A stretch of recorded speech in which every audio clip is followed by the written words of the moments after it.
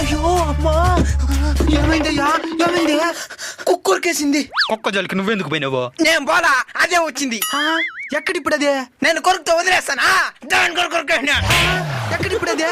హాస్పిటల్కి పోయింటది. నన్ను కూడా హాస్పిటల్కి తీసుకొని పో. పదం పద.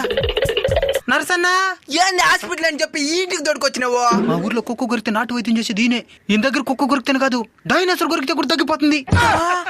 డైనోసార్ ఎప్పుడు అంతరించిపోయిందా? ఏమైంది?